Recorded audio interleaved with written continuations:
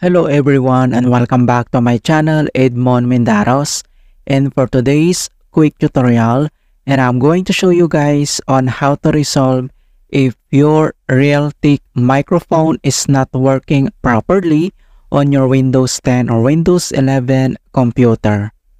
And Realtek is one of the most popular audio driver manufacturers used by so many people around the globe. So some reasons why it's not working include is not correctly connected, is muted, disabled for a particular applications, driver is outdated, missing or corrupted, not correctly installed, and many more. And then I'll show you how to resolve it. And without further ado, and let's go ahead. So all you have to do is to open up on a search menu, and dito lang sa search for app, so type mo lang dito yung settings and i-click mo lang dito yung open, and dito lang sa left side panel, and then select mo lang dito yung system, so click mo lang yan, and dito lang sa right side ay kailangan mo lang i-click dito yung sounds, so click lang natin yan, and dito sa sounds ay kailangan na natin itong i-modify. So, dapat dito sa kanyang volume ay naka-pull dito mga kaibigan, hindi po siya naka-mute. Alright? So, kapag naka-mute yung volume niya, dapat i-adjust natin. And the next step, so dito naman sa kanyang input, so dapat lang ay yung volume dito naka-pull siya mga kaibigan. And then, pag click mo tong microphone, so click mo lang yan. And then, dito lang ay naka-allow dito sa kanyang audio.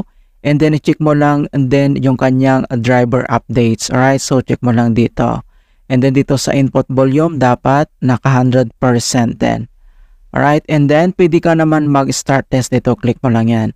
Okay, so in other solution na pwede natin gawin, so dito lang ulit sa search menu and dito sa search for app. So, type mo lang dito yung control panel. And then, i-click mo lang dito yung open. And next step, so click mo lang dito yung arrow dito lang sa upper right side, and then select mo lang dito yung large icons. And next step, so select mo lang dito yung sound, so click mo lang yan, and pop up itong sound settings.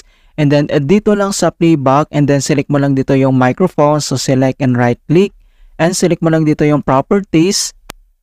And dito lang sa kanyang properties, dito lang sa labels mga kaibigan, dapat naka-full dito.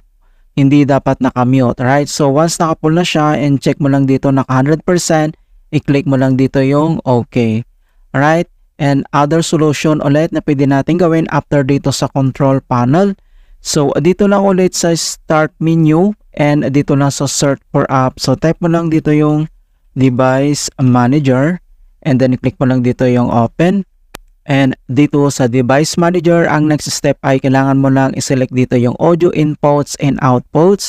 So, kailangan mo lang mag-double click and then select mo lang dito yung speaker audio. So, i-select mo lang yan and then kailangan mo lang mag-right click at select mo lang dito yung update a driver. And then pop up tong dalawang options na search automatically for drivers or browse my computer. And then select ka lang dito sa dalawa. And then tap lang natin tong search automatically and then wait natin. Okay, so the best drivers for your device are already installed. Okay, and then next step, so close lang natin tong device manager. At dito lang sa start menu, kailangan mo lang mag-restart. Okay, click mo lang yan. Alright, so ganun lang po kasimple on how to fix Realtek microphone not working properly in Windows 10 or Windows 11. And please don't forget to like this video, subscribe to my channel for more quality content. Thank you guys and see you in my next tutorial.